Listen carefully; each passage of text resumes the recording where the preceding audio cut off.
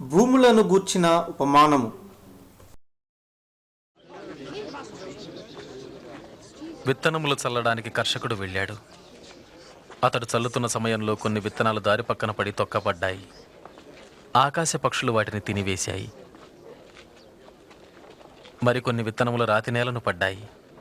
మొక్కలు మొలిచినను చెమ్మలేనందున ఆ విత్తనములు ఎండిపోయాయి. మరికొన్ని విత్తనములు ముళ్ళ పొదలలో పడెను. ముళ్ళ పొదలు వాటితో మొలిచినందున వాటిని అణచివేసెను. ఇంకొన్ని విత్తనములు మంచి నేలను పడినవి.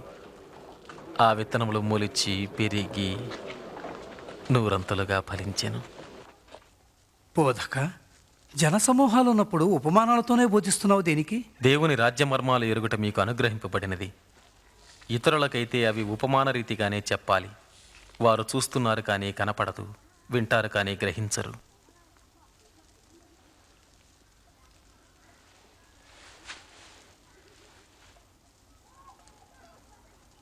ఈ ఉపమాన భావం ఏమంటే,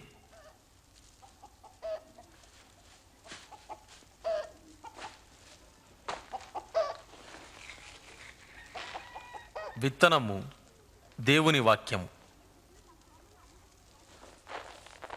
త్రోవ ప్రక్కన పడిన విత్తనములు ఎవరనగా వారు వాక్యం వింటారు.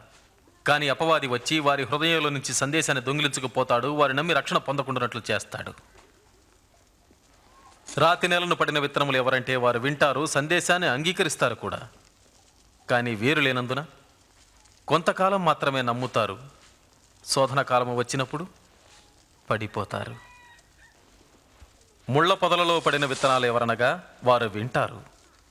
కానీ ఈ జీవన సంబంధమైన విచారముల చేతను ధనభోగముల చేతను అణచివేయబడి తద్వారా ఫలింపని వారు. మంచి నేలను పడిన విత్తనాలు ఎవరనగా యోగ్యమైన మంచి మనసుతో వాక్యము విని హృదయములో భద్రపరచి దానిని అవలంబించి ఓపికతో ఫలించువారు.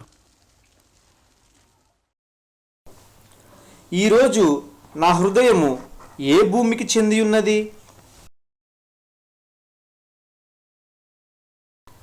యేసు కోరిన భూమిగా నా హృదయము ఉండుటకు నేను ఎట్లు నడవవలెను?